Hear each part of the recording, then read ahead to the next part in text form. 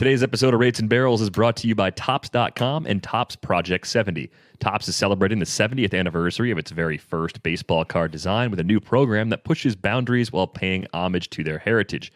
Project 70 has brought together creators of all kinds for this extraordinary set. Graphic designers, tattoo and graffiti artists, animators, illustrators, painters, and even a jeweler make up the artist roster, which includes names like Snoop Dogg, Action Bronson, Ben Baller, Jeff Staple, Tyson Beck, Alex Party, and more. Each artist will select their own MLB players and Topps designs from any year to craft a unique story. Ever want to know what a Babe Ruth or Mickey Mantle would look like in a 1980s Topps design? Or how about Fernando Tatis Jr. in a classic template from the 1950s? Now you can. 3 new cards launch daily all year long on Topps.com and are only available for 70 hours before they're gone for good. And while you're there, be sure to take a look out for special cards. Head to Topps.com to learn more about Project 70 and to check out which cards are live right now. Welcome to Rates and Barrels, presented by Topps. Check out Topps Project 70, celebrating 70 years of Topps baseball cards. Derek Van Riper here with Eno Saris. On this episode, we're digging into April fallers, both on the hitter and the pitcher side. Lots of players to get to over the course of the show. We're going to take a look at the possible replacements for Dustin May in the Dodgers rotation. We had a mailbag question come in about Ryan McMahon's fast start, whether or not he has made some adjustments for the long-term better. And we've got a great question about what to do with your balance of starters and relievers. If you're closer heavy early, how long should you go closer heavy in that lineup before you have to flip and go more starter heavy to balance out your stats in a rotisserie league? How's it going for you on this Monday? It's going well. It's going well. I went to an actual party this weekend. and it was so much that I didn't do anything on Sunday. I just laid around. I guess that was a hangover. I hadn't had one in a long time. But yeah, we had this thing where we rented a bus and drove around the Bay Area to Treasure Island and to the beach, and just had music on the bus and drinks on the bus, and everybody was vaccinated or had a negative test to get on the bus. So once that part was done with, it was almost like old times. It was fun. Yeah, I'm closing in on getting back to old times. I had my second dose of the vaccine on Saturday. I felt hungover. I felt like I ran a 10K and then drank a dozen beers on Saturday, even though I didn't do any of those things. I got my shot. Even though you hydrated like a maniac all Friday. Yeah, I drank water and Gatorade and liquid IV. Like I was doing everything possible to reduce symptoms on Sunday, and I just felt bad for a day. Grateful I feel a lot better today, and obviously grateful to have had that second dose, but looking forward to getting back to some normal gatherings here in the very near future. But let's start with the fallers among hitters. We are going to take a look at some early rounders who have disappointed us so far, maybe run through a couple laggard boards as well for some other players of concern. I don't have Mookie Betts on any teams so far this year. Maybe I'll end up trading for him somewhere. It's hard to trade for a star player, but he is one of those guys, if you don't have him, you might not realize he just hasn't quite been himself thus far. I keep wondering, though, if it's really just been a few minor injuries that have caused his first month numbers to lag behind expectations. You look at some of the underlying numbers, the barrel rate being in the 26th percentile. It's a concern without context. Once you realize that Betts is not usually among the league leaders in barrel rate anyway, it's a little easier to see that number next to his name. Yeah, I mean, his current barrel percentage is right in line with his career norms, maybe just a little tick down. What concerns me a little bit in sort of keeper league parlance is just that his max EV peaked in 2016, and you can just sort of watch it go down if you're looking at a stat page, and it used to be good, and now it's 107, which is not very standout. The one thing I will say though is that even with the speed asterisk that we had with him, and he's still down there to the 57th percentile, 58th percentile here, with the broad base of skills that he started with, I feel like he can afford to lose in certain places. So if he was an Adam Dunn type character and his barrel rate did what his barrel rate is doing and his max EV did what he was doing, I'd be like, this career is almost over. You know? But he runs and he plays defense and he has really good plate discipline and he makes really good contact. So, I mean, it's a long-winded way of saying that I think that probably his true talent these days is something more like, if you just like, for example, you say his expected batting average is 283. So I think, you know, even though he's hitting 250, I would say that his true talent right now is more like a 280 to 300 hitter with like 25 homers and 15 steals. It's wild, though, because he had 16 homers and 10 steals in 55 games last season. That just seems like a pretty rapid drop-off from a level that looked like almost a new level from Betts during his first season. But his barrel rate wasn't that great last year. The only thing that was better was his sprint speed. And maybe it was just like, you know, I can put the pedal to the metal for, 2 months a lot easier than I can for 6. Could be. I think. And then there's the back. You were talking about the back. Yeah, I'm not quite ready to lower the ceiling because of health, right? If we get to June or July and everything's kind of trending the same way it has through the first month, at that point, maybe I'll bring the ceiling down. But I still think you have. What part of my early description do you have the most quibble with? I actually think the power is still there. I think with Betts, the max EV tailing off over time is pretty interesting. I do think the park being one that still boosts homers, the high drives in particular, you wrote about this 2 years ago now, I think, that's going to help. I think when you look at the plate skills still being intact, that does give him that high batting average floor. But I look at the overall approach, and I still see a guy that makes enough hard contact and makes contact frequently enough to continue doing just about everything he's done well at a very high level. So I'm attributing the slow start to the injuries to this point. I do think the keeper dynasty angle, maybe that's where the conversation should be focused, right? Like the peak for Mookie Betts in terms of his long-term value may be right now, or we may be even slightly past that.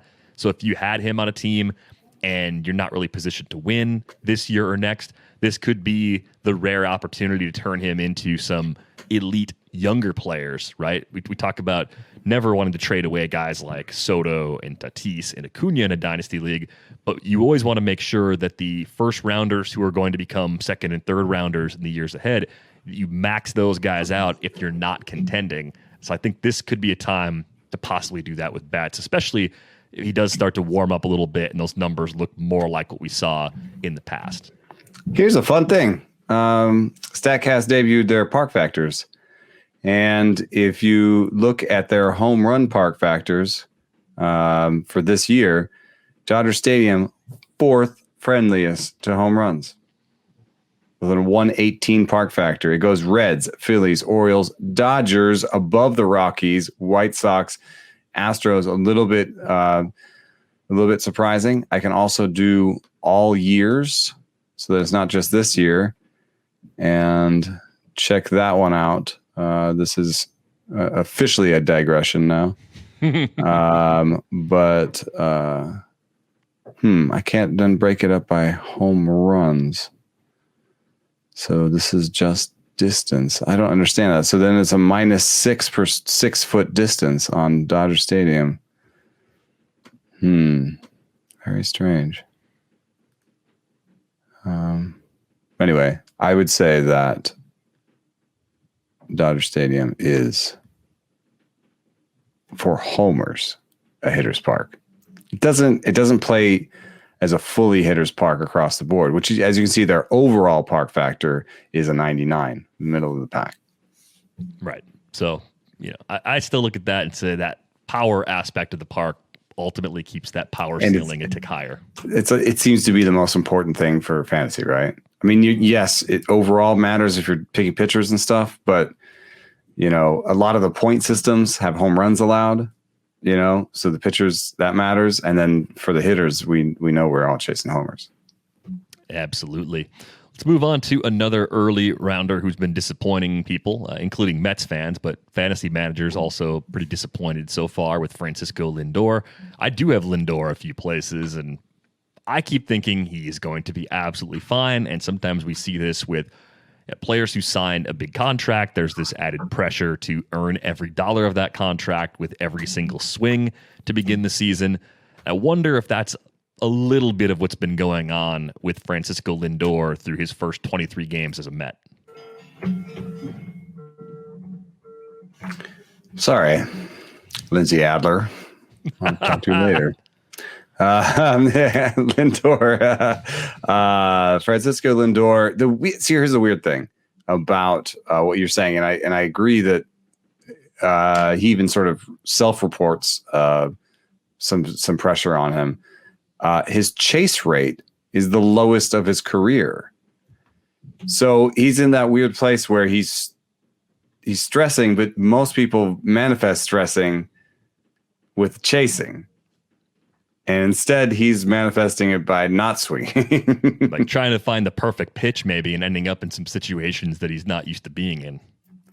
Yeah. I mean, like, for example, his swing at meatballs is lower than usual. He's also getting fewer meatballs than usual. So is the pitching somehow better? Is the competition better?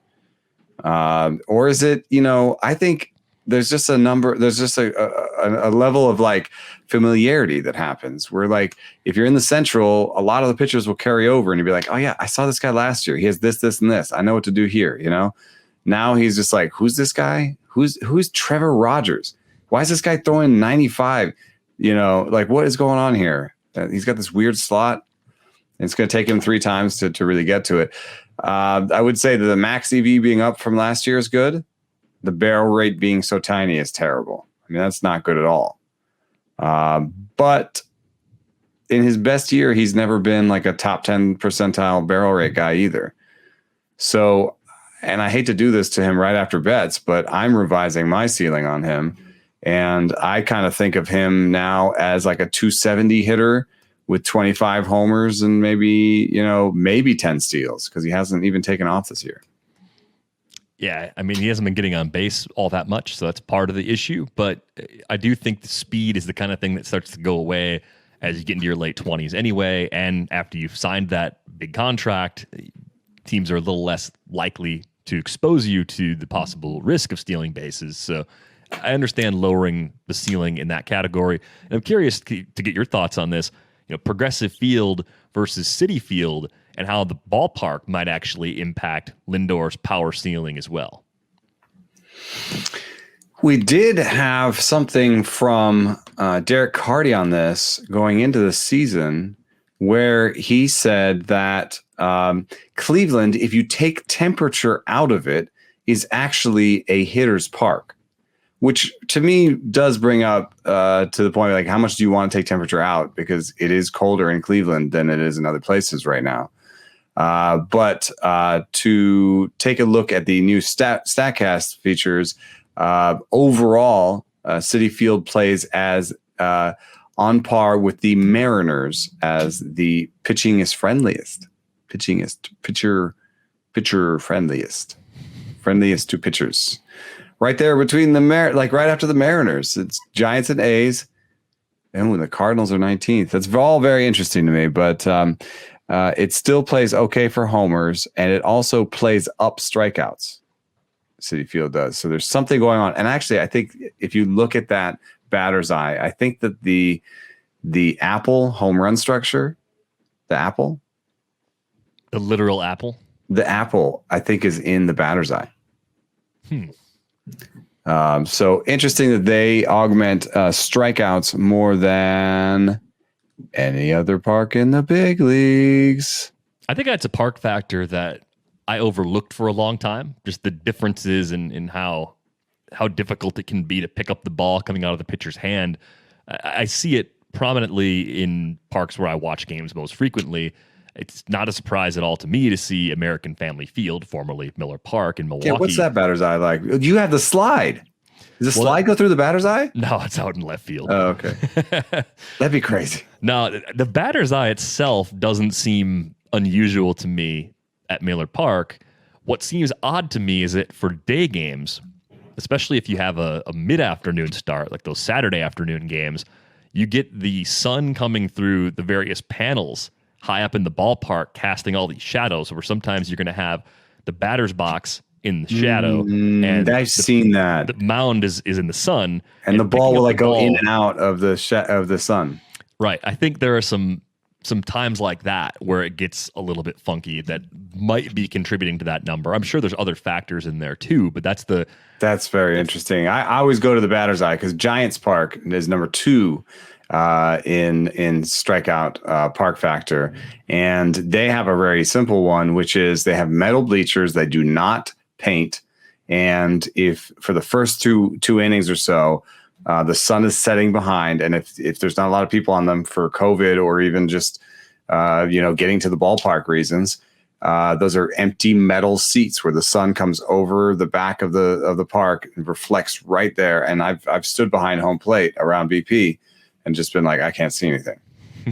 So that's definitely what players are reporting. And then Tampa is 5th, and I think Tampa just has just weird whiteness everywhere. Just weird white bags. It's just that's what I think of as Tropicana. Why is everything white canvas?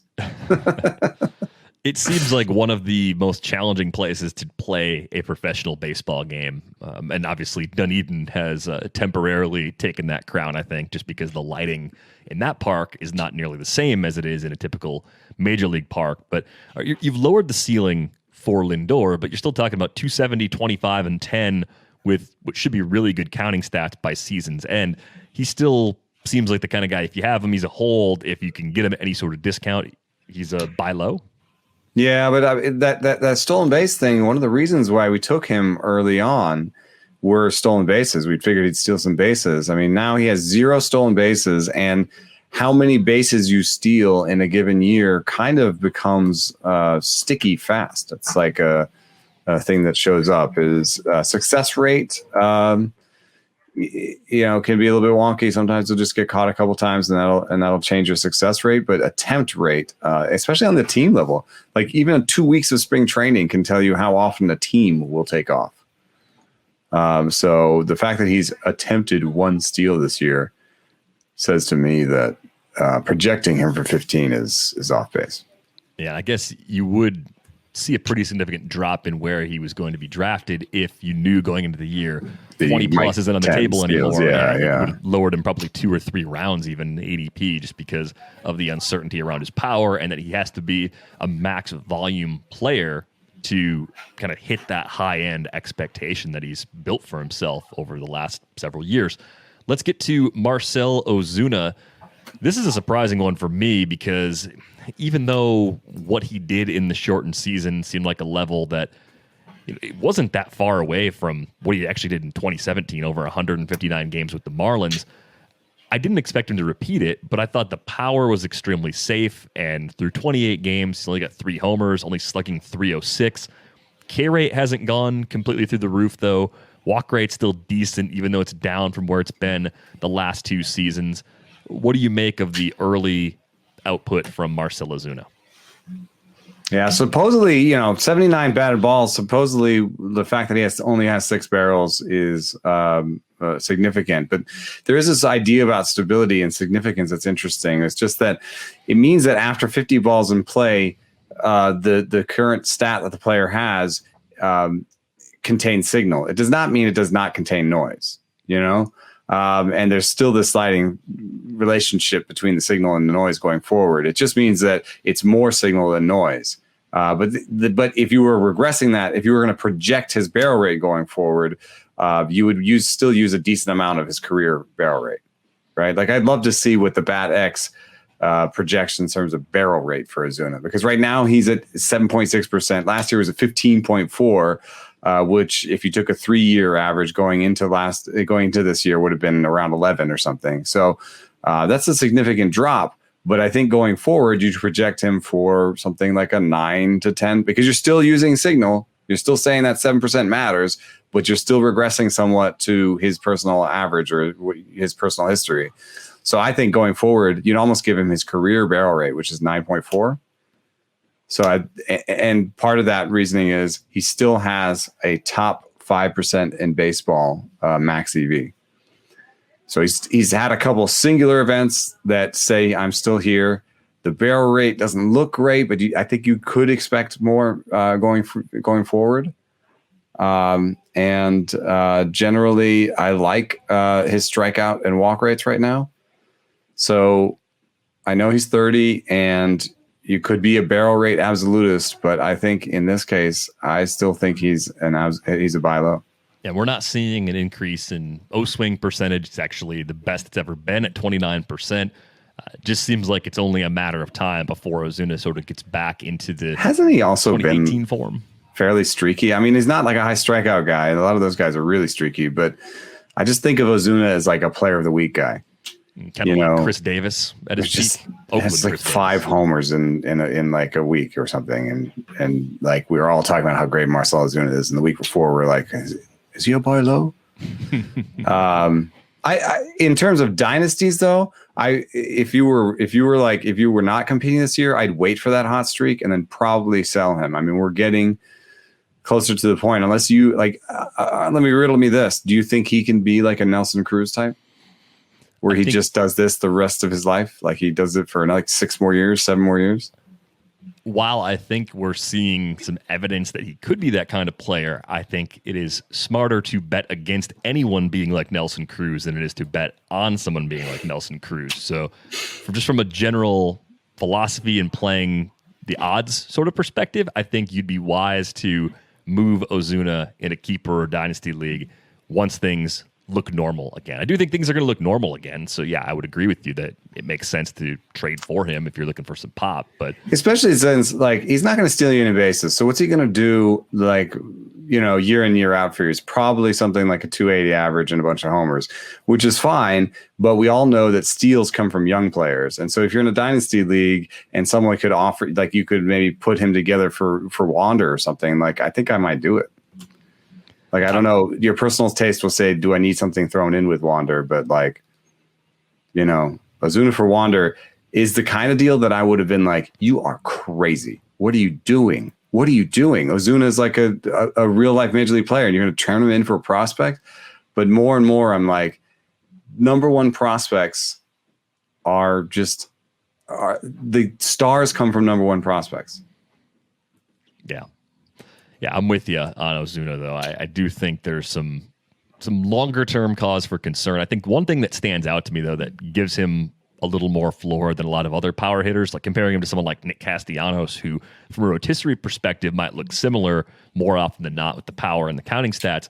Ozuna walks a lot more, or has been walking a lot more. And the strikeout rate, just the plate skills are pretty good. Yeah, so it's probably a lot more graceful of a decline than a lot of other players like him. I think that's the one thing really working in his favor for long-term leagues. Let's talk about Kyle Tucker, a player that I have liked a lot for a long time.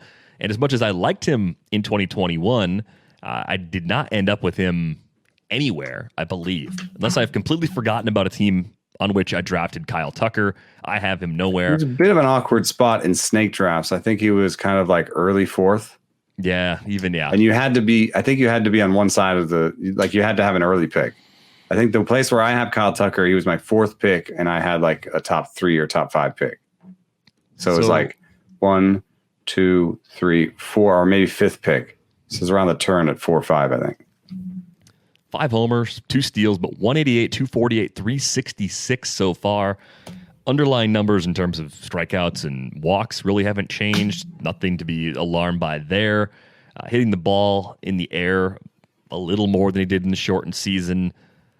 I don't really see anything, at least on the surface, that gives me reason to believe that he's not going to come back to being the player we all expect him to be going into the season. Yeah, I mean, maybe he's a little pull happy. A few too many pop-ups, but he's done some pop-ups in his career. The chase rate is about in line with what he's doing and about average. His zone rate's about the same. His meatball percentage has gone down, but he's still swinging at meatballs when he gets them. I don't know, man. I look across his package and I just see like buy him. And one of the major things that I like is that 18% strikeout rate. I just love that. A 10% barrel rate and an 18% strikeout rate, and he's going to steal bases. in fact, of all the names that we're talking about today, he is like the one that I want to put my buy low stamp of approval on the hardest. Maybe Ozuna, but with Ozuna, there's still like he's 30 thing asterisk, right? With Tucker, it's like, no, he's 24, dude. Like, I love Tucker. I think if you're in a dynasty league and competing, maybe somebody has some prospect fatigue with Tucker. This might be one of the last few times you could buy him in a dynasty league before, he's 28 or 29. Yeah, my thought here was if you are not contending this year and you're looking for a building block for the long haul, the window might be open. You might have someone who's playing for the immediate future who's more willing to trade him today than they would have been prior to the keeper deadline, back in February or March. So I think Tucker makes a lot of sense as a buy low. Like Ozuna and Charlie Morton for your Kyle Tucker. Yeah, maybe. Something like that it's at least a starting point for the conversation. Yeah, maybe you throw in a reliever too. I mean, when you're a lot of times when you're making trades like that, you're just trying to get Tucker. So it almost doesn't matter what you throw in, right? It's just like whatever veterans I've got, take them. Any good Tucker. Players that you really can't keep, I think, would be the bundle that you're looking to send to the contending team to pry Kyle Tucker away. Jose Abreu was a player that I did not draft anywhere this season. Common thread for really a lot of these guys, which is strange. I didn't avoid all the bad you're players. Smart is what you're saying. No, I've made enough mistakes. All these bad players. I don't know why. I bought different bad whatever players. Could it be? Couldn't be my smarts. Could it? Maybe. My play was perfect. The game is flawed. So Jose Abreu, the reason I didn't draft him anywhere is because I just felt like you were really consolidating all of the best possible things he could do into one shortened season. It was reflected in the price. I think he's a totally fine high floor sort of player. It's a slow start in that the average is down over 100 points and K rate's actually up, but he is walking more than ever. I think, like everybody we've talked about, I'm not panicking by what we're seeing. I didn't like the price for him on draft day in the first place, so it again comes down to what it actually takes to get him. I think if you look at Abreu versus Marcell Ozuna, that's actually kind of an interesting sort of would you rather for the rest of the season. Like, who do you think is more likely to come back to the levels that we're accustomed to? And I think for me, I'd be more willing to bet on Ozuna simply because Abreu is already 34 years old. You have to think of age. Also, Abreu is striking out 28% of the time, which is not just sort of like, oh, that's who he is now. But compared to Ozuna, who's striking out about 24% of the time, y'all know my bias by now. I like guys who don't strike out. So it is interesting to me. I would not have guessed that Abreu actually was such a max EV darling. Did you know that? That he's constantly at or near the top of that list? Yeah, he's not a barrel rate darling. I knew that because there's a fair amount of ground ball in his swing. And that's way up this year. He's at 58.8% for his ground ball rate. That's 13 percentage points higher than his career mark. Yeah, the only two really concerning things for me are strikeout rate and the underlying parts, which I think you're talking about. And also on top of that, he lost his chase contact. Like his contact outside the zone went down pretty precipitously. So that's something that sometimes just goes away. You see bell curves with players, right? You see them return to the flaws they had when they first came in. And in that case, too many ground balls and too many strikeouts worries me a little bit. Not that Abreu came in with too many strikeouts, but we also saw Abreu enter the league at his peak, right? He's a Cuban that came over at his mid-20s. So I would say that I like him and he's fine, but I think I'd rather buy Ozuna. Abreu was about 15% better than a league average hitter in 2018 and 2019. That's probably the player you're getting the rest of the way, not the guy that was popping the 166 WRC plus in the shortened season. But again, you probably should have known that going into the season, so adjust accordingly. 280, 28, 280, 30. Maybe he makes the back end of 30. And then maybe he doesn't make the 280 fully because he hasn't been a 280 hitter every year. So maybe this is one of those like 265 years.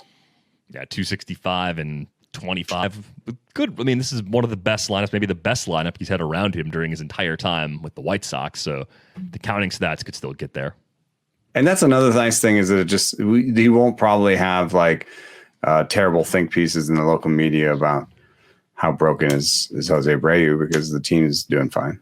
Yeah, I don't think that's going to happen at all. Let's talk about DJ LeMahieu hitting 269, 356, 346 for the slug. So pretty big drop in that column in particular. K rate still good, 15.3%, walking more than ever at 11.9%. Still hitting a lot of balls in the ground, which is something he did even when things were going right for him last season. I think this is just kind of the normal ebbs and flows of DJ LeMahieu as a hitter that provides more power than you'd expect for a player with his profile. Yeah, I mean, the short porch there helps. I wonder, this ball, I don't think that we have a full concept of what this ball is doing. So maybe an opposite field fly ball. If the ball is not traveling as far, then that's going to be the type of the classification of ball in play that's going to hurt the most is the opposite field fly ball. That's often where he gets his homers. So maybe you revise the homers down. I would say that this is kind of interesting. You might see on the YouTube ticker that DJ LeMahieu's barrel rate is 10th percentile, and you might say, whoa, that seems really low. Well, last year it was 9th percentile, I believe. Let me see. Yes, 9th percentile. Five barrels last year. So he's never really been a standout there. He's more of a guy who has, for example, a high XBA because he's kind of more of a line drive hitter, and he's got a 297 XBA right now. So you bought him for batting average. You're going to get the batting average. I think you might only get 15 homers this year. Maybe he gets hot. Maybe it's 12. Well, 15 is definitely less than you expected. If the average comes back all the way into the low 300 range by season's end and the run production ends up being there because the lineup fixes itself, then it's not a complete bust. But I'm not falling all over myself to go trade for DJ LeMahieu right now. There's got to be a league though where, and this is like the only place I think I might be falling myself all over myself to get him is a batting average league that you've fallen behind, but you're not like punting yet. Because if you do want to make damage to get back into batting average, you got to do it now, I think. Yeah, you can't wait long to. Like I'm looking at my ERA and WHIP and LABR and being like, I'm in second place. My ERA and WHIP aren't great, and I'm just like, what do I do? What do I do? What do I do? Do I trade a closer? Yeah, you got to make that decision sooner rather than later, and I think you're wise to try and make the move now if there's an opportunity to do it. Otherwise, you got to kind of lean the other way and say, I'm giving up on this category, so I'm going to go ahead and try to max out everywhere else and try and find value in those spots wherever possible. Baseball season is in full swing with fans heading back to the ballpark and a full slate of games every night between now and October. Things are starting to feel a little more normal with America's pastime. The Athletic and BetMGM want to bring you even closer to the game we all love. Right now, listeners of Rates and Barrels can bet $1 to win $100 plus get a free year of The Athletic. You heard that right. Place any $1 bet and get a full year of The Athletic plus $100 from BetMGM when you win. Great sports writing and extra dollars in your pocket, a total win-win. To take advantage of this offer from The Athletic and BetMGM, go to betmgm.com/athleticmlb. This offer is for new BetMGM customers only, and winnings are paid in bonus dollars. That's betmgm.com/athleticmlb. Visit betmgm.com for terms and conditions. Must be 21 years of age or older to wager. Colorado, Indiana, Iowa, Michigan, New Jersey, Nevada, Pennsylvania, Tennessee, Virginia, or West Virginia only. Excludes Michigan disassociated persons. Please gamble responsibly. Gambling problem? Call 1-800-522-4700 in Colorado, Nevada, and Virginia. 1-800-270-7117 for confidential help in Michigan. 1-800-GAMBLER in New Jersey, Pennsylvania, and West Virginia. And 1-800-BETS-OFF in Iowa. In Tennessee, call or text the red line at 800-889-9789. If you or someone you know has a gambling problem and wants help, call 1-800-9-WITH-IT in Indiana. Promotional offer not available in Nevada. We're all trying to eat better, but healthy breakfast doesn't have to be boring. Magic Spoon has the amazing flavors you love, but without all the bad stuff. 0 grams of sugar, 13 to 14 grams of protein, and only 4 net grams of carbs in each serving, and only 140 calories a serving. It's keto-friendly, gluten-free, grain-free, soy-free, low-carb, and GMO-free. We've got exciting news. Magic Spoon has released a delicious new flavor, birthday cake. Birthday Cake Magic Spoon will be available in a special 5-pack for a limited time only, so get it while you can. Or build your own box. Available flavors to build your very own custom bundle are cocoa, fruity, frosted, peanut butter, and cinnamon. And if you're listening from Canada, Magic Spoon now ships there as well. Go to magicspoon.com/rates to grab the new limited edition birthday cake or a custom bundle of cereal to try today. And be sure to use our promo code RATES at checkout to save $5 off your order. This offer is now good anywhere in the US or Canada, but only when you use our code at checkout. And Magic Spoon is so confident in their product, it's backed with a 100% happiness guarantee. So if you don't like it for any reason, they'll refund your money, no questions asked. Remember, get your next delicious bowl of guilt-free cereal at magicspoon.com/rates and use the code RATES to save $5 off. Thank you, Magic Spoon, for sponsoring this episode. All right, let's get to some fallers on the pitching side. And much like we did with the bats, we're going to start with a few early rounders. Lucas Giolito kind of fits into that Mookie Betts, Francisco Lindor group of, well, okay, he was an early rounder, a late first rounder in some high-stakes leagues by the end of draft season. Maybe it's not as bad as it seems on the surface. The Stuff Plus number at 104 is a step in the encouraging direction, but the Command Plus number at 88 is something that gives me some pause. And we've seen good pitchers get by with Command Plus numbers in that range, but given the flaws we've seen from Giolito in the past, does that give you any added concern about his ability to pitch at the level we were expecting him to coming off of last season? I think that the Command Plus number is just sort of an always on problem. And so I want to distinguish between like what's an always on issue with him, which is his command's going to be kind of come and go a little bit. And what there seems to be maybe something stuff wise that's actually going on that I don't know. One thing is like how temporary is it? So in his debut, Giolito this year had a 125 stuff, right? And so one of the reasons we like to use at least 2 starts is to make sure calibration, park to park, just make sure that maybe he had like a opening day adrenaline bump. He was the opening day starter, right? Mm-hmm. So maybe he had more velo that day. Since that day, he's had a 105, a 101, a 109 stuff. So now you're settling in. Okay, this guy's more like a 105-ish stuff. Okay, got it. His second to last start, a 100, and his last start, an 88. So, okay, maybe we're just seeing the ebbs and flows of this stuff number. Not true. Most of the stuffs I see are much more like, we'll talk about Kenta Maeda later, and he's just been mostly a metronome. So I said, well, let me look at when we find what caused this stuff number to drop. And I'm seeing a 100 RPM drop in spin rate on the fastball and a 4-inch loss of ride. That's with gravity. It's a little bit different than the numbers I used to say, because I used to be a Brooks baseball person, RIP Brooks.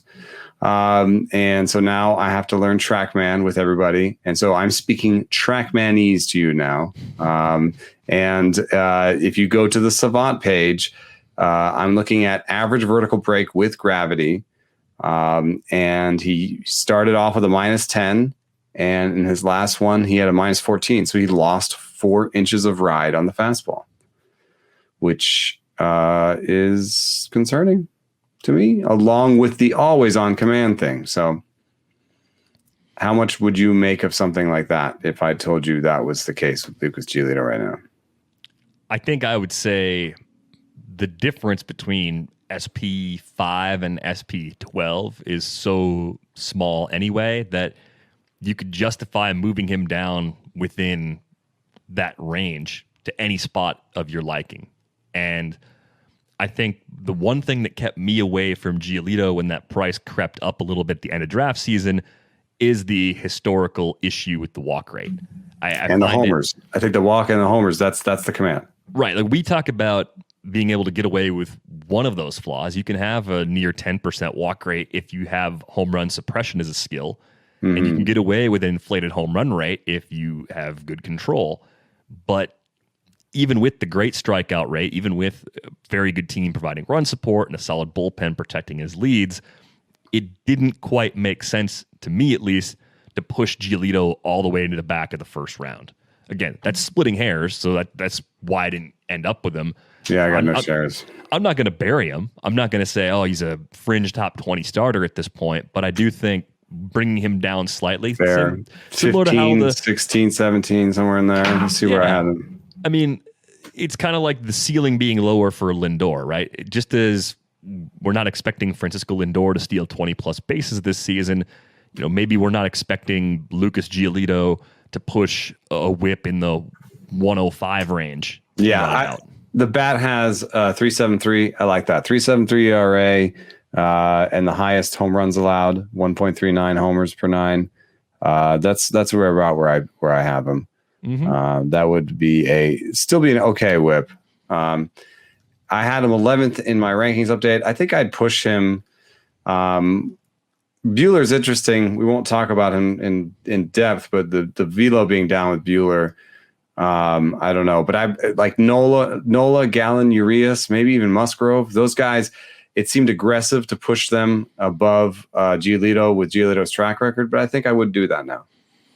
Yeah, I think I'd have all those guys above Giolito, and then I'd probably have like Giolito, Bueller at kind of like 15, 16.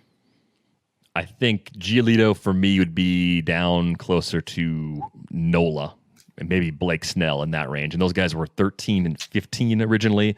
And Giolito was 5. But again, I think the difference for me between 5 and 12 coming into the season, where I had Kershaw, was next to nothing. It was more just like, I want one from that group. Depending on where I'm drafting, I sort of get who I get. And the differences between them is pretty small.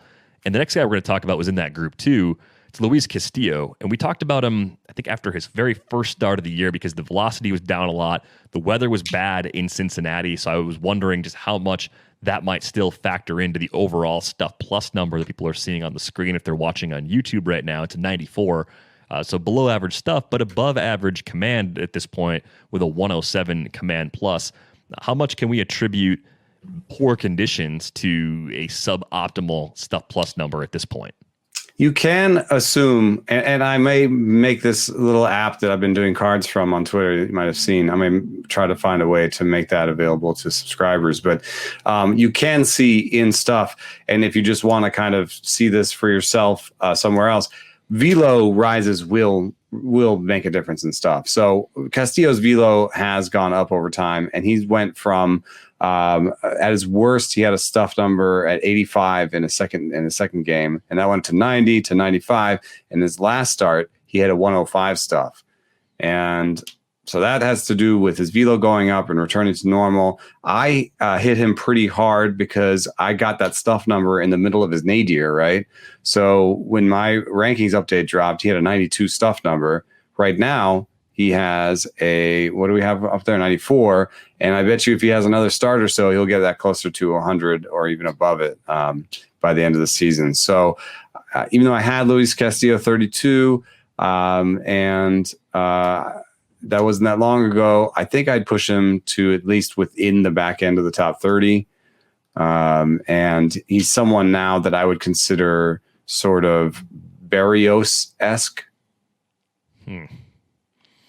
Not for you? No, it's just not a compliment. Yeah, I like Berrios though. Okay, Flaherty-esque? I had Flaherty. Geez, I had Flaherty even one notch ahead of Castillo coming into the season. Flaherty's been really good so far. I think for me, yeah, Castillo's.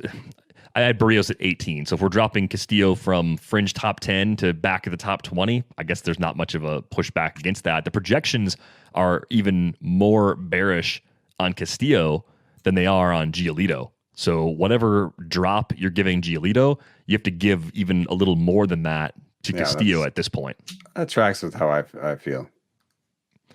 Let's talk about Kenta Maeda for a moment. He came up on a listener question last week. And me. Let's talk about all the good things. Never. Sorry. I couldn't get on that one. I'm sorry. You didn't want to do the chorus. Mm-mm. Let's talk about stuff. Let's talk about stuff. Oh, is that a cappella angle going to be kind of taking a Weird Al approach to the lyrics of songs to make them more about baseball? Because that could be kind of fun. Or super corny. Both simultaneously. You know what? For a group of people that really thoroughly enjoys puns, though, I kind of feel like we'd have a chance of surviving. That's in the right. Twitter community. Maybe we made them sea shanties instead. If we only sang sea shanties with baseball puns, we could capitalize on the meme of the moment. Although that's probably the meme of like 2 weeks ago. Sorry, you old man. Keep up. Yeah, try to keep up. So the question that came in previously at Maeda, was there anything in the underlying numbers with spin or otherwise that looked like he was broken? And the answer to that was no, not really. And it's interesting to see that the stuff plus number is at 113, command plus at 99. That to me is maybe the most encouraging combination of those two numbers of the three pitchers we've talked about so far. And if I'm not mistaken, Maeda's had the worst results by far, maybe of the entire group of pitchers we're going to talk about, with one, maybe two exceptions coming up. But are you in on Maeda as maybe one of the best buy low starting pitchers out there right now? Because he was a first-time early rounder in draft season. So I think you may have people who are a little more willing to give up on him quickly after he's thrown a 23-inning stretch with a 6.56 ERA to begin the season. Yeah, man, I'm buying. And I'm buying beyond his projections. Dios mío, those projections. Look at that. They all want like a 4.3 ERA or worse. It's not as bad as Castillo, but it's worse than Giolito. It would also be his worst ever. They're projecting him to be worse than ever, which I understand. He was with the Dodgers. He was pitching to pitchers. Then he had a breakout year with the Minnesota Twins. But I see in the stuff over time, it has never dropped below 105, and it has been above 120 once.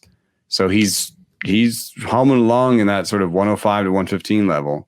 And location plus is a thing that Max Bay did that's like command plus, but it's just, does he throw to the right locations? And location plus has been positive. So I think we could like put our heads together and try to come up with a reason where, here's an inch dropped or an inch gained or something like that, or he's thrown in the wrong counts or something. This to me is just an old fashioned buy low. I'm all into it. Yeah, I think it checks out for me as well. And I think even though the ADP was higher than ever for Kenta Maeda, and I wasn't necessarily drafting him at that price everywhere, I didn't think he was so far overpriced where it was impossible to talk yourself into him. So it doesn't take much for me to say, yeah, I'm definitely in now that we're getting a slight discount. How about Blake Snell? I mean, the walk rate is up right now at 12.8%. I would say, much like Giolito, he's always been a guy that's issued his fair share of walks, and he's had occasional issues with the home run rate as well. 37 Ks in 25 2/3 innings.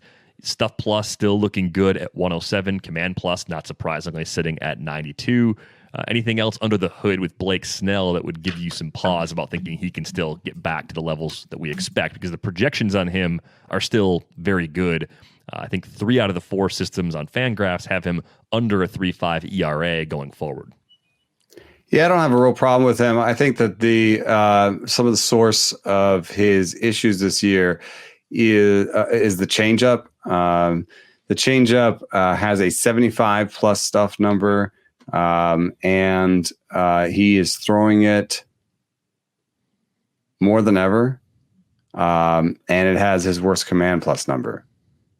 So I think I've talked to him over times before where he's like, I'm in love with the changeup right now, So I think he was in love with the changeup for a little bit.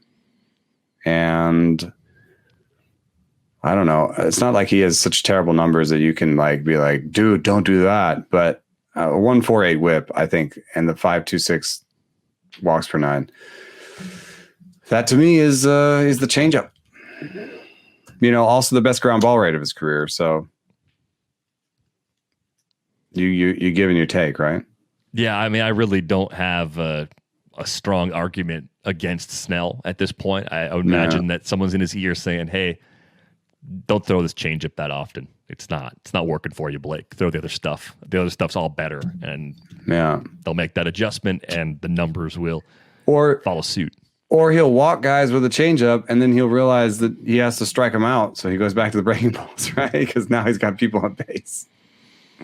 One way or another, I think he's going to figure it out. Probably the worst pitcher so far, results-wise, that we're going to talk about, Kyle Hendricks. And I am stunned when we were putting together the information for the show today. The Stuff Plus and the Command Plus numbers are both above average. Stuff Plus at 104, Command Plus at 120. It's been a miserable start for Hendricks. A 7.54 ERA, a 1.76 WHIP. Looking at the pitches, too, on Savant, his sinker so far has been his most effective pitch. And usually that's his worst Changeup pitch. is getting beat up. Yeah, everything's just upside down right now for Hendricks. Yeah, I don't really get it. The one thing that does stick out is that there I think this fix is mechanical. I think there's something going on, and the place that you could see it, if Savant would help me, is when you look at what? You're not helping me. It's what you're doing.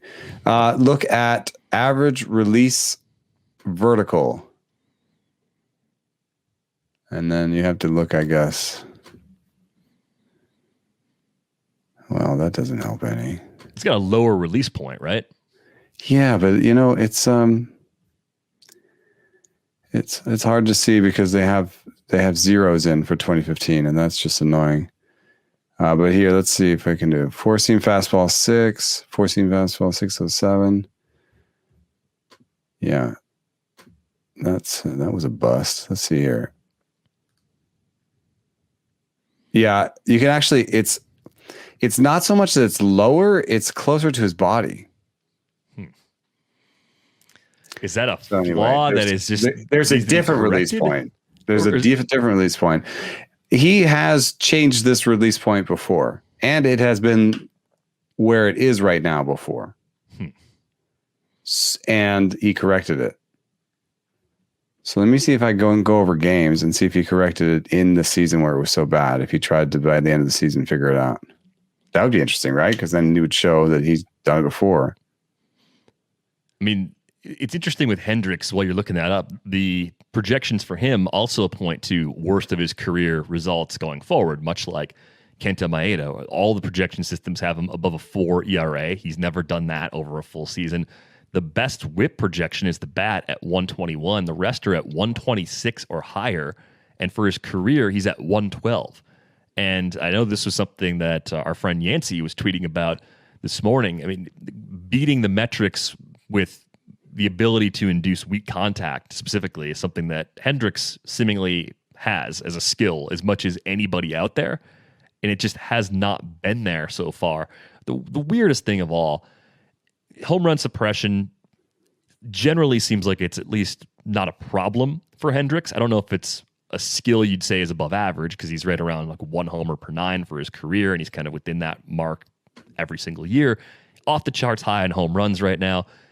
Control is something he definitely has. And that provides you the least information out of anything. Right. Well, the control being a little out of whack is strange, though, because there's one season. Weird. I wonder if it was 2017 the year where he had this release point before, because that's the only other year of his career where he's had a walk rate this high. I feel like a character on Scooby-Doo right now trying to solve the worst mystery of all time. In the second half of 2017, he was as low as he was in his first few starts. And then in his last start, he got his release point back. But it wasn't a good start, right? Last time out? Yeah. Oh, it was bad. 3 2/3 against the Braves, 7 earned, 3 Ks, 3 homers, 11 hits.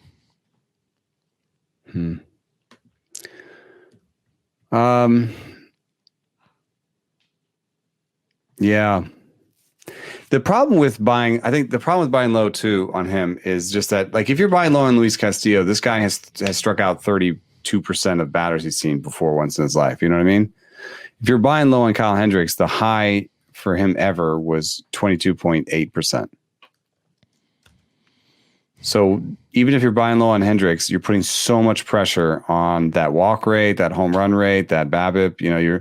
You're putting all that pressure on that instead of being like, well, at least if I buy him, he'll strike out 30% of the batters he sees. You know what I mean? If you're buying low on Luis Castillo, you're like, well, probably the strikeouts will come back. But I do think Kyle Hendricks is the type of pitcher, because of that, you can actually trade for him. I think it's a lot harder to find people who are willing to trade you Giolito or Maeda or Snell or Castillo. Like, all those guys are a little easier to say, yeah, I can understand why they're going to bounce back. With Hendricks, I think because he doesn't have overwhelming stuff, that can lead someone who has him to be more willing to give up on him. What I've done is, because I had a couple shares, I've just been trying as hard as possible to keep him on my bench. And just wait for some signs of a turnaround. Yeah. I will say that it is interesting to me seeing this a rapid change in release point in his last start. Wait, this is saying his last start was April 28. The start I was referencing, in which he was hit around by the Braves, was April 28th. Yeah. Okay. Well, I'd love to see if he holds this new release point and has a better start next time out. Yeah, it's been 2 good starts and 3 brutal ones, including one against Pittsburgh on opening Which day. is just rough. But the 2 good starts against Milwaukee, it's interesting. Yeah. And Atlanta has just torched him. Listen, I think I would feel much better if 2 things happened. If he had a good start next time out, and if he held the new old release point. Well, something to keep an eye on here as the next turn for Kyle Hendricks comes up here in the very near future. Let's get to Frankie Montas, also with pretty ugly ratios to this point in the young season. Underlying numbers, not terrible. Stuff plus at 107, command plus at an even 100. 6.20 ERA, 150 whip. These ratios look very similar to the ratios we saw from him in the shortened season. K rate is down, but the walk rate is also down. Homers still up like they were last season as well. What's going on with Frankie Montas right now? I mean, we're still seeing the 3-pitch mix. It's still fastball, slider, splitter. So it's not like he's ditched anything there. He's throwing more fastballs than he has the last 2 seasons. So maybe that's part of the problem, not having slider command. Oh, yeah. Let me look at the breakdown of the pitches. That might be instructive. Pitcher by type. Here we go. It is weird for me to look at these strikeout rates and these walk rates and now see about 75 innings in a row of like a 5+ ERA. Isn't that a little bit weird to you? Mm-hmm. Like, watch him pitch and then look at his numbers and see his strikeout rate and then be like, he has a what ERA?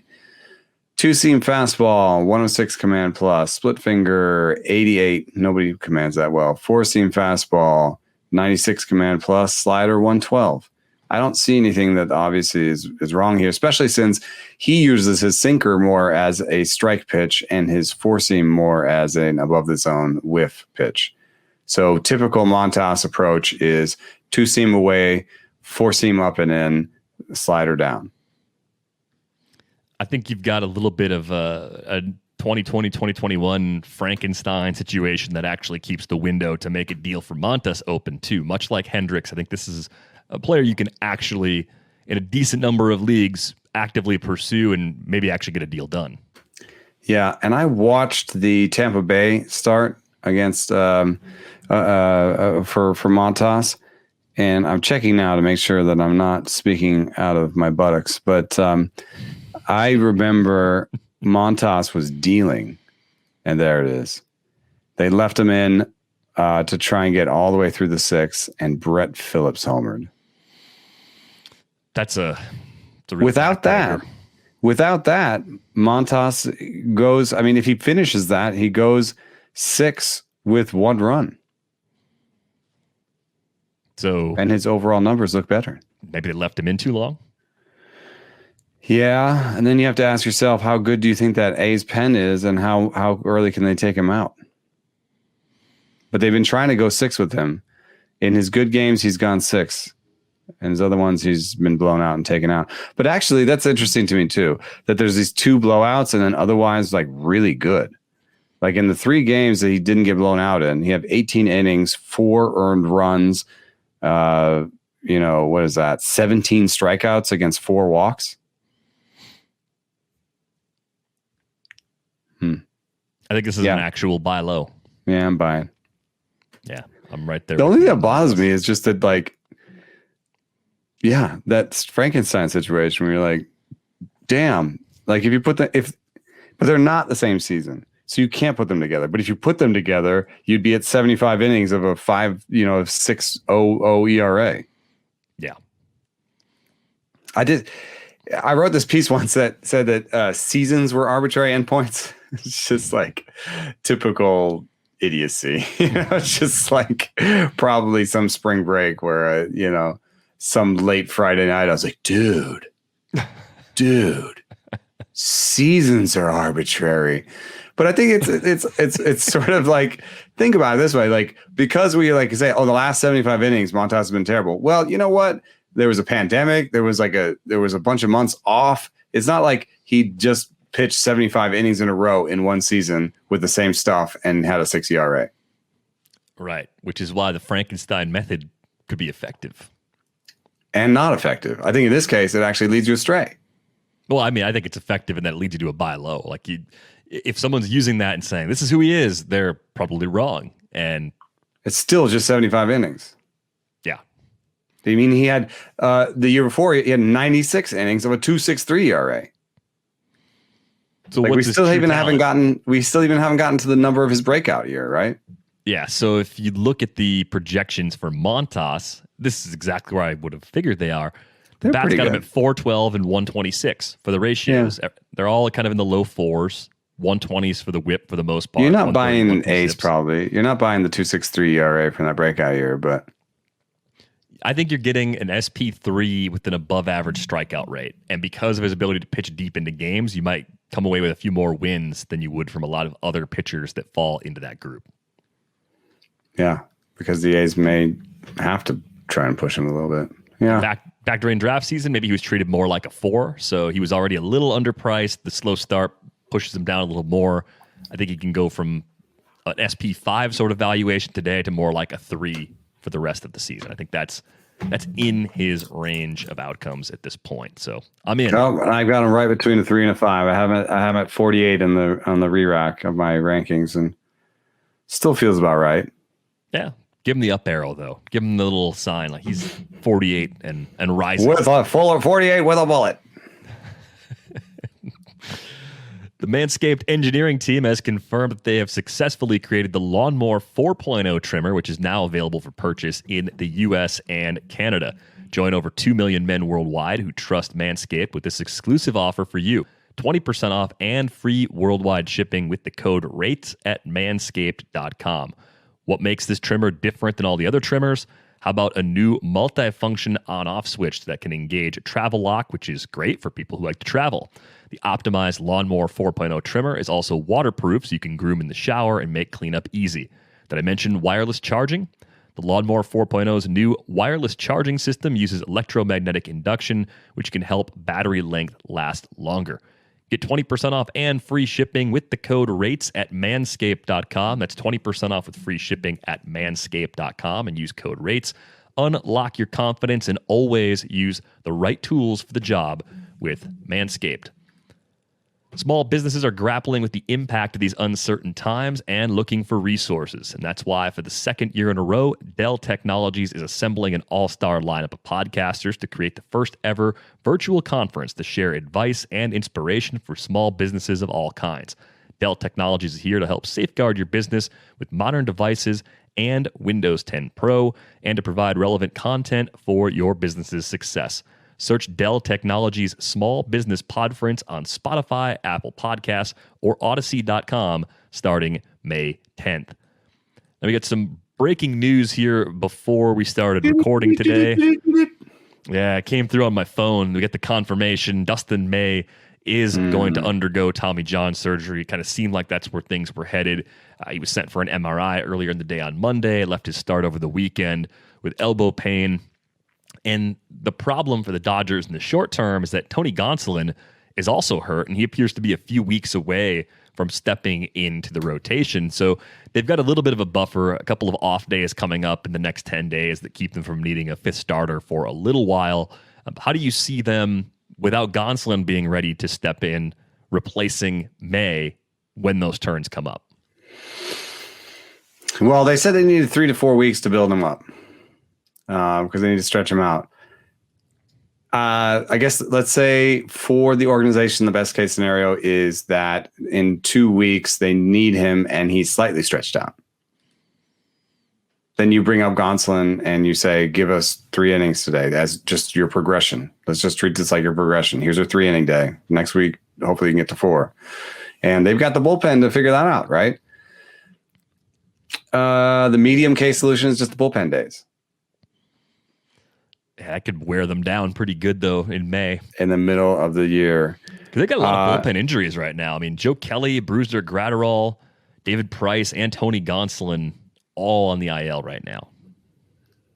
Well, okay, so the closest people to starting, Dennis Santana started 17 games in 2019. Jimmy Nelson, Mitchell White. Jimmy Nelson, I think the train is left. Yeah, he's got 12 appearances this year, and he's pitched 12 innings. So, and he's hurt, and like he was a hurt guy. Price, once he's healthy, he could be. Oh, he's hurt.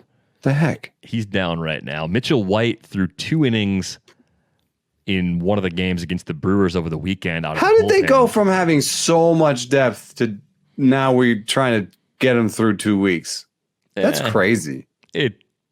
They're probably going to be fine, but it's just one of these things where the obvious replacement isn't quite ready to be the obvious replacement right now. And I mean, it's a long-term absence too. So not only does it change the short-term value for whoever steps in, but I think the longer-term appeal, if you're in a deeper league and you're trying to stash the next guy up behind that, that's a question, worth figuring out too. Okay. Well, we did get some feedback that perhaps in my chat, perhaps we should have been talking about Shane McClanahan before he came up, right? So should we give some love right now to Josiah Gray? Seems appropriate because I think we have to at least consider the possibility that now that there's a long-term absence in the rotation, that Gray actually has a chance of filling it. And it might not be immediately. He hasn't pitched above Double-A, but he pitched really well at Double-A in 2019. He could pitch his way into this rotation. Looking for the innings count from that year, it looks like he threw, if I'm doing the math correctly on the fly, 130 innings across 3 levels. So with a 1-month delay to the start of the minor league season, he could be used like a regular starter pretty much the rest of the way in the upper levels of the minors and potentially in the Dodgers rotation. So even if he's not the guy that's getting the first opportunity to replace Dustin May, he's now on the deep league radar as someone to possibly stash away on your bench for the opportunity that may come in June or July. Or it may just come because they can option him up and down. They can save those days later, right? So they can just do it now. So I would say by the end of this week, listen. I guess you just have to listen, right? Because in terms of ability, I think Josiah Gray is a top 10 pitching prospect right now. Seems fair. And one of the things I like about him is things that make me worried about a prospect if they're changeup first. It just means they don't usually have as high strikeout rates. We've talked about this, and it's just a breaking ball league, and I want you to have slider command. And so if absent me knowing your command grade for each of your pitches, I would say I'd much rather you had good command and a good breaking ball. And what I'm seeing from Josiah Gray, the Fangraphs team, 55 fastball, 55 slider, 50-60 command. I'll take that package. It seems like a good package. It seems like it's not one that is only going to be 2 pitches. He's going to have command, but he's a breaking ball first guy. So you just have to listen. I mean, we're talking about is it a week? Right now, if you have space and it's a deep league and you're this weird thing though, there's deeper leagues, he's owned. Well, in Keeper and Dynasty. Keeper, he's owned. But I'm thinking NL only leagues, he may not have been stashed away as a reserve. So I think there you want to pick him up. Depending on your rules, if you can stash a reserve, pick him there. Yeah. What percentage of leagues out there follow? How about rules? NFBC, where he could be in the player pool? He would have had to have been drafted in your NFBC league and then dropped to be in the pool before he debuts, which is probably only a handful of those leagues. So you're just waiting for his debut, which in that case will be just like the same as the McClanahan situation, where you're just like, he's not in the player pool even, so I can't even pick him up. Right. That becomes a shut it's up a and very take my money specific situation. Group of people that can pick up Josiah Gray before he comes up. But let's stash the name at least. Yeah, so he's the long-term guy that I think could emerge to take on the bulk of the innings vacated by this unfortunate injury to Dustin May. I think it comes down to the health of David Price versus the health of Tony Gonsolin. The edge to me goes to Gonsolin. If both are healthy, I think they prefer him to Price.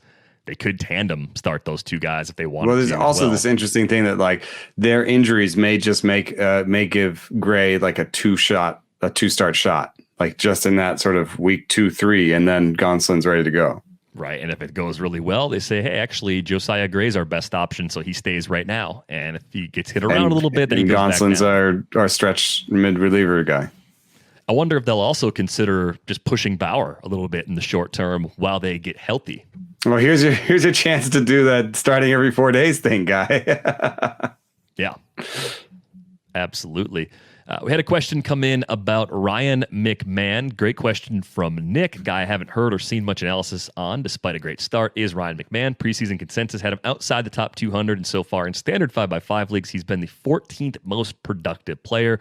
It seems like he may have made an approach change in 2021 while keeping the gains and barrel rate he made in the shortened season last year, and I don't know what to make of it. His K rate is up, his walk rate is down, his launch angle has doubled, and his spray chart this year versus last begins to paint a picture of an all-fields hitter who's learning when to turn on the right pitch for pull side power.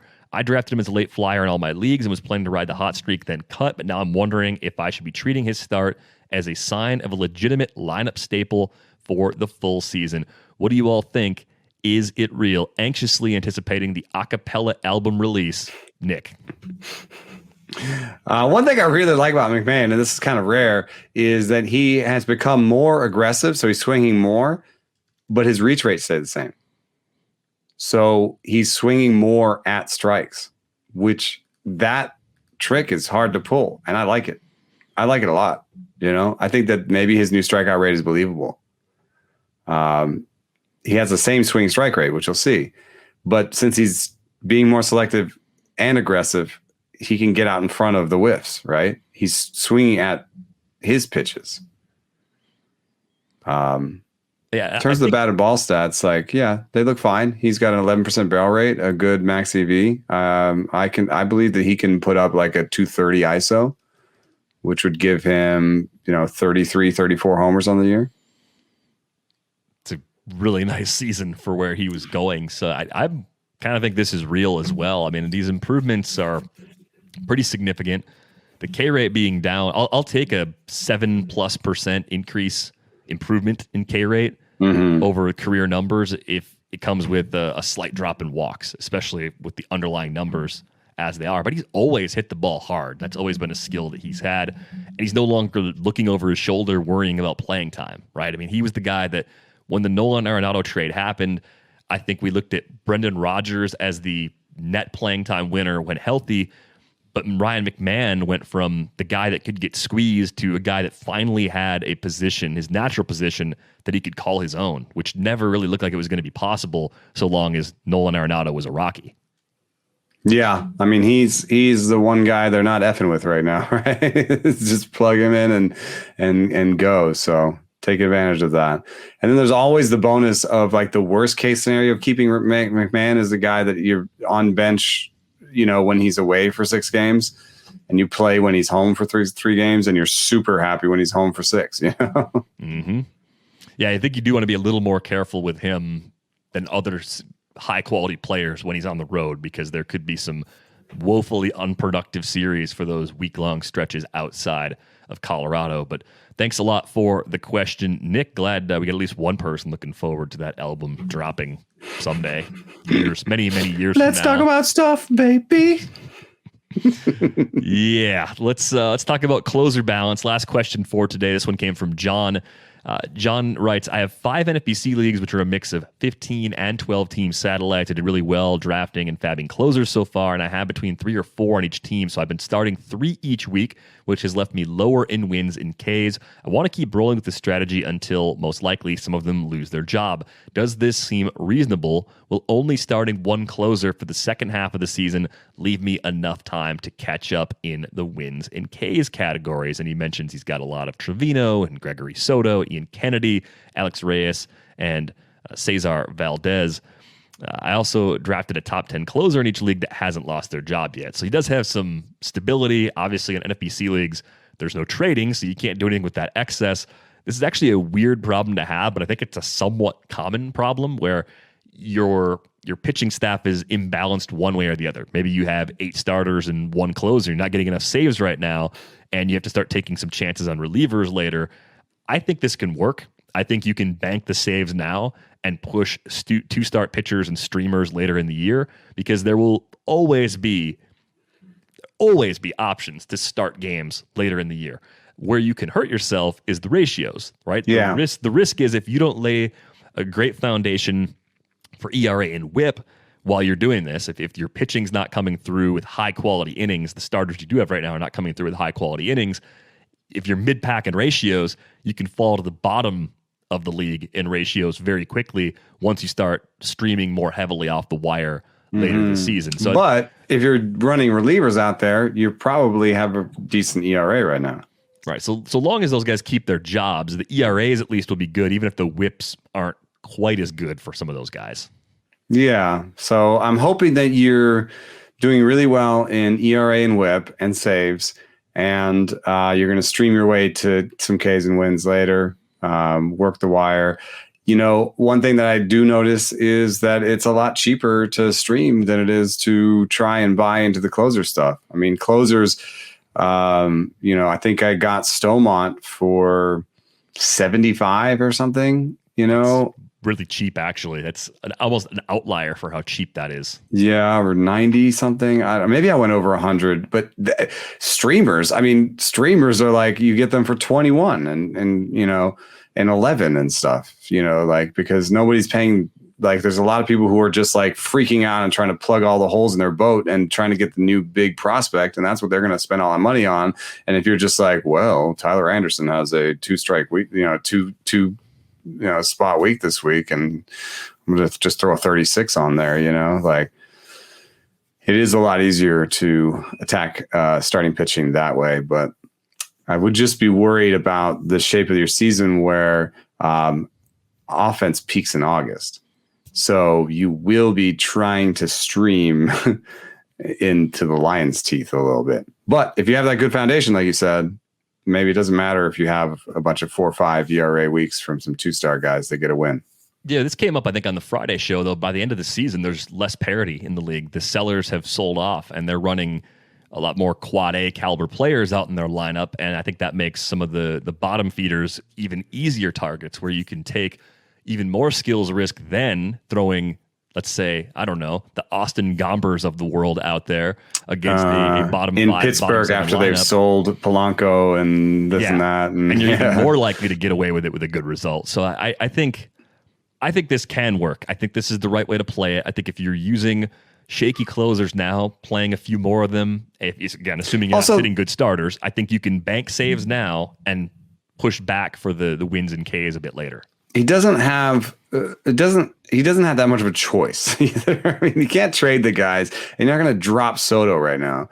So I like it, and I think it does have a little bit of implications for draft day strategy, which is that maybe for your bench starting pitcher, like bench pitching, maybe you should pick up a bunch of relievers, because like we said during draft season, you'll know those guys are droppable in week 1 if they didn't become the closer, right?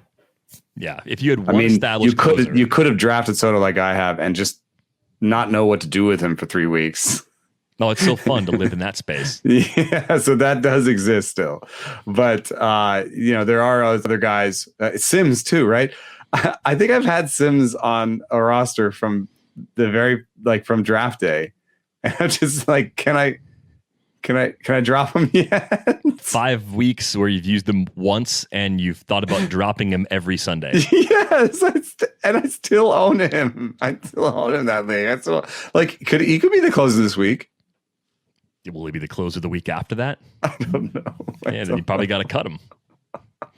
That's a good question, though. Thanks a lot for writing in, John. One request that came in, and I just wanted to put this out there. If there are things that we reference in terms of subjects or even just like acronyms that we use on the show, and you're sitting there listening and you're saying, what is that? Let us know. Drop us a line, ratesandbarrels@theathletic.com. If it would help a lot of people, we can put together a glossary. We can make sure frequently used acronyms are defined more consistently in the show. So I just wanted to kind of gather as many of those as we could, because I never want us to have a conversation where we're throwing any sort of term out there and just assuming everyone understands what we're talking about. So, and this industry is full of jargon. So yes, we will help you break down the jargon. It's just it's like, and a lot of the things are like so long and like a bit to explain that you just kind of you just like slide towards the jargon so easily. Like, should I explain what called strikes was whiffs is, the whole thing, or can I just say CSW and keep talking? Right. That's a good example, though, where we want to help as much as we possibly can. We'll reset topics, even though we've talked about the NFBC or labor or tout wars or whatever it is that we say. You're like, what actually is that? Feel free to drop us a line. You can have a whole list of things that we say a lot that don't make sense, and we'll be sure to clearly define them in a forum that makes it easier to understand them going forward. On that note, we are going to go. If you don't have a subscription to The Athletic, you should get one. $3.99 a month will get you in the door at theathletic.com/ratesandbarrels. On Twitter, he is at Eno Saris. I am at Derek Van Riper. That is going to wrap things up for this episode of Rates and Barrels. We are back with you on Wednesday. Thanks for listening.